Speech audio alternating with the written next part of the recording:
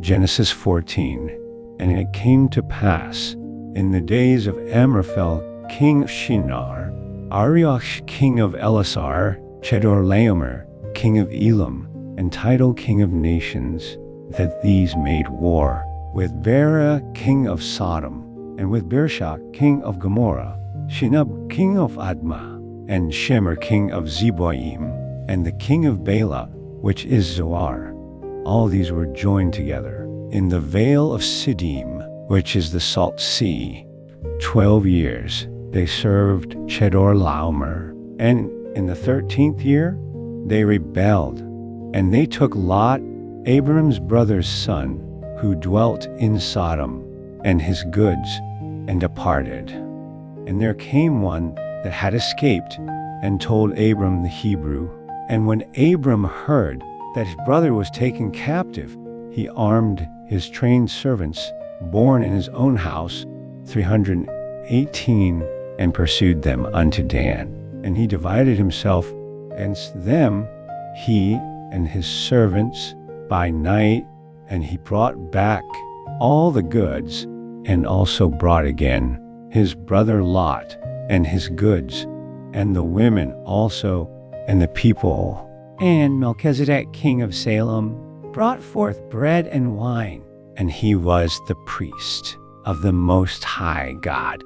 And he blessed him, and said, Blessed be Abram of the Most High God, possessor of heaven and earth, and blessed be the Most High God, which hath delivered thine enemies into thy hand. And he gave him tithes of all. Genesis 15. After these things, the word of the Lord came unto Abram in a vision, saying, Fear not, Abram, I am thy shield, and thy exceeding great reward. And Abram said, Lord God, what wilt thou give me, seeing I go childless?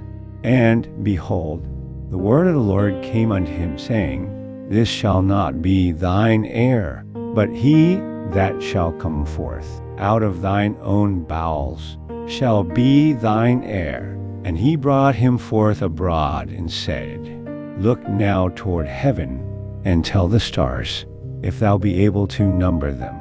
And he said unto him, So shall thy seed be. And he believed in the Lord, and he counted it to him for righteousness.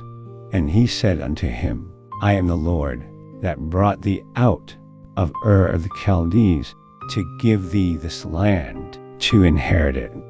And he said, Lord God, whereby shall I know that I shall inherit it?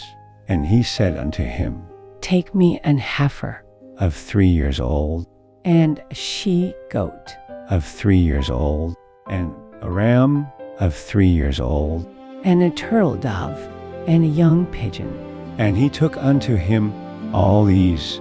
And when the sun was going down, a deep sleep fell upon Abram, and lo, an horror of great darkness fell upon him.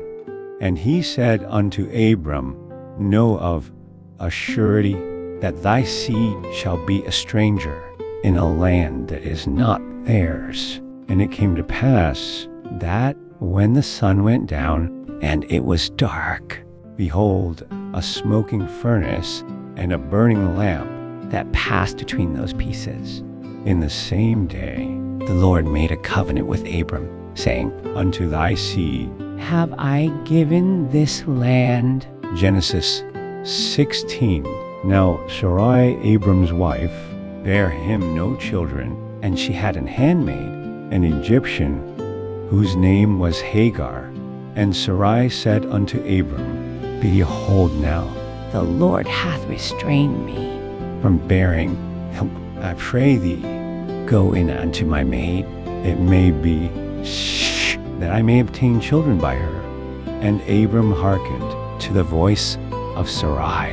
And Sarai, Abram's wife, took Hagar her maid, the Egyptian, after Abram had dwelt 10 years in the land of Canaan, and gave her to her husband Abram to be his wife.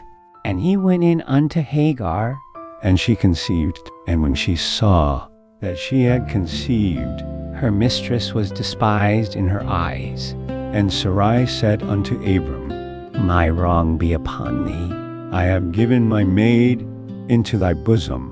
And when she saw that she had conceived, I was despised in her eyes.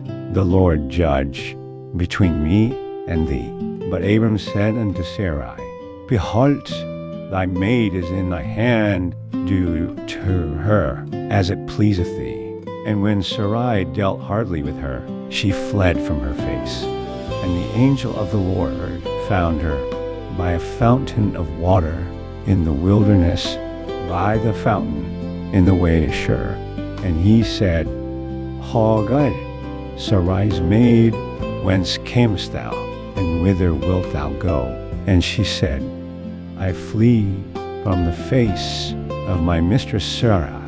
And the angel of the Lord said unto her, Return to thy mistress, and submit thyself under her hands. And the angel of the Lord said unto her, I will multiply thy seed exceedingly, that it shall not be numbered for multitude. And the angel of the Lord said unto her, Behold, thou art with child, and shalt bear a son, and shalt call his name Ishmael, because the Lord hath heard thy affliction. And he will be a wild man, his hand will be against every man, and every man's hand against him. And he shall dwell in the presence of all his brethren. And she called the name of the Lord that spake unto her, Thou, God, seest me.